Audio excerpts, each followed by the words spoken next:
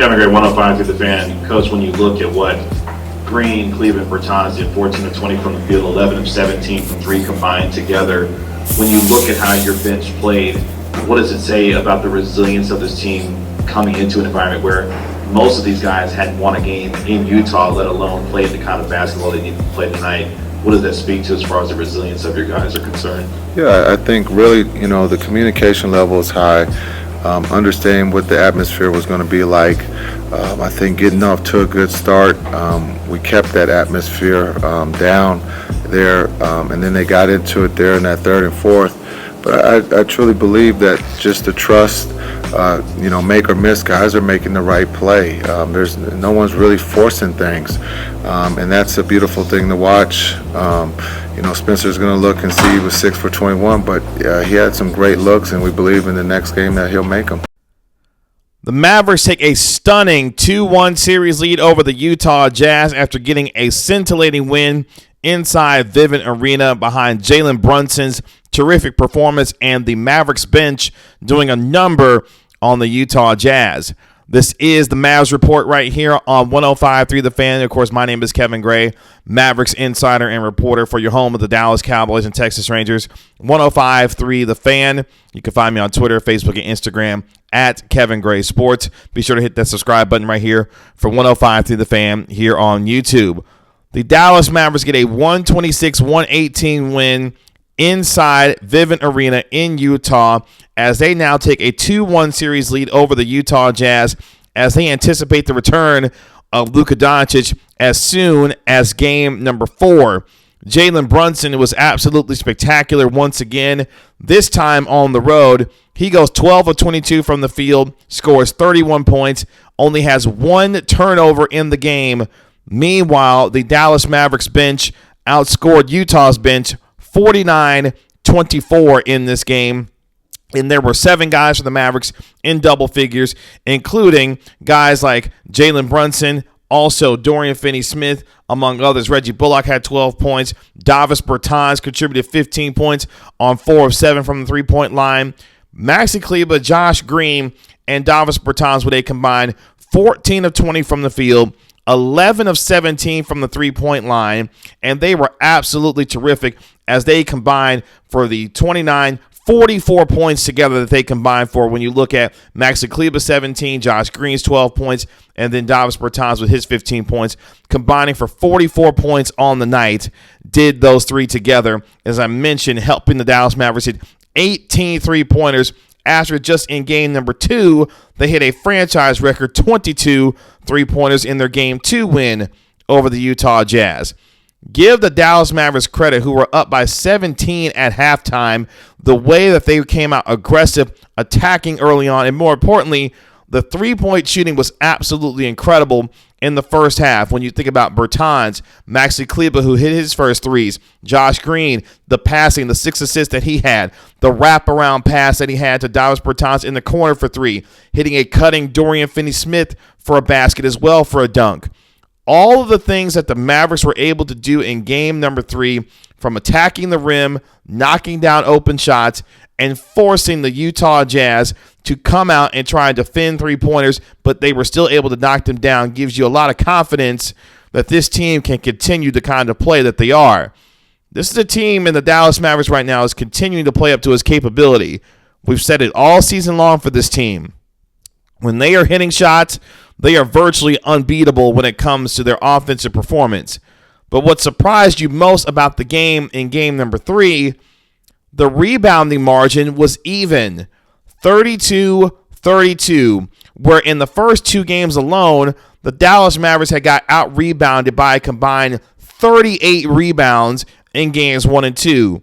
To have an even rebounding margin and also be able to knock down threes once again, 22 in game 2, another 18 in game 3, 7 guys at double figures, the balance up and down the rotation that you saw for the Dallas Mavericks, and the way that they were able to hold themselves together, the poise that they played with down the stretch after the Utah Jazz had cut the lead to 1. This is a team that's playing with a ton of confidence right now and giving themselves the best opportunity to win night in and night out. spoke with Josh Green after the game. Here's what he told me about the difference that he is experiencing from last year to this year to see him be a real contributor to this team now in his second playoff run. Here's what Josh Green told me after the game. Have a great 105 to the fan. Josh, can you give us a window into the difference a year has made for you from last year's playoff experience to now, and what has been the biggest change for you as far as a mindset standpoint to see you where you are now as a player? Yeah, I was just thinking about that the other day. I was thinking about when we came back to Dallas last year from the Clippers and just seeing how many fans and how crazy it was in there, and how I wish I was playing out there with that atmosphere and just doing whatever I could do to help the team. So to see, and be out there now and playing, it means a lot to me. But it's good. A lot of hard work was put into that, and now it's just my job to keep it going and developing and doing whatever I can do to help the team out. So Josh Green remembering how he wanted to play so desperately last year against the Los Angeles Clippers, not being able to contribute the way that he wanted to. What a difference a year makes. Night and day for Josh Green and what he's able to do. His ability to take away the basketball, the steals, the hustle, the passing ability for Josh Green. Him knocking down open three-pointers, which he was left wide open for in games 1 and 2 and simply couldn't knock them down. The trust that Jason Kidd has in this basketball team for each of its players to do their role and do their job, but more importantly, make the correct basketball play for each of their teammates is astounding. And you saw that come to fruition again in game number 3. Obviously, the talk is going to continue to be about Jalen Brunson, who relentlessly attacked the rim and went after Bojan Bogdanovic, Mike Conley, went after Donovan Mitchell.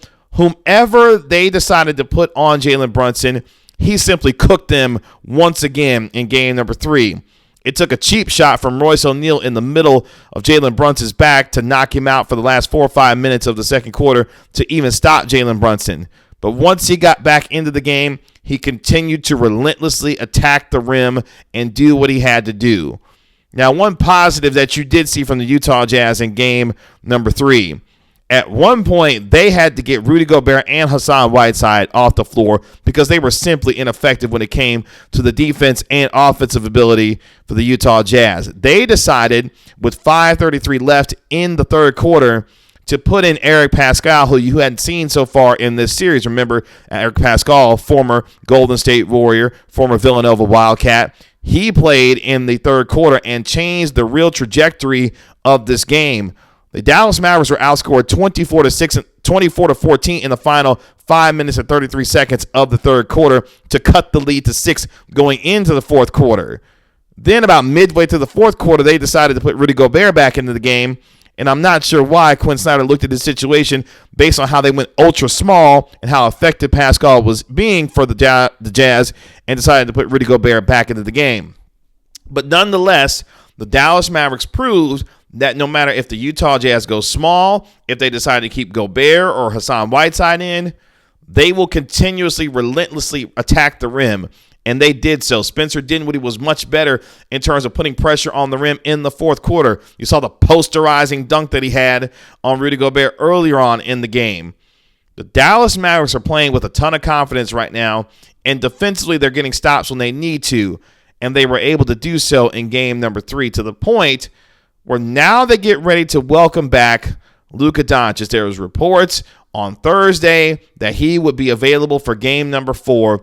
And now the dilemma becomes, if you're the Dallas Mavericks, with a 2-1 series lead, playing with house money, do you get greedy and try and get game number 4 as well? Or do you sit Luka Doncic in game 4 and then have him available for game number 5 when you come back to the American Airlines Center on Monday? Either way, it's a fantastic dilemma that the Dallas Mavericks find themselves in because they've done what they've had to do now. All they had to do in Utah was get a split. They've earned that already. How greedy they want to become now depends on what they want to do and try and how get this series over as quickly as possible. Luka Doncic, if he's on the floor, I don't think we'll have a minutes restriction. If they're going to get him out there on the floor to play, it will be because he can do everything that Luka Doncic is capable of doing.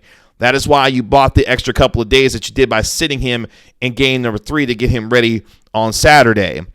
And if that's the case and you have a near 100% Luka Doncic available to play in game number 4, and they go out and dominate the Utah Jazz and handle their business in game 4 and then come back to game 5 ready to close them out on Monday, the series could be over.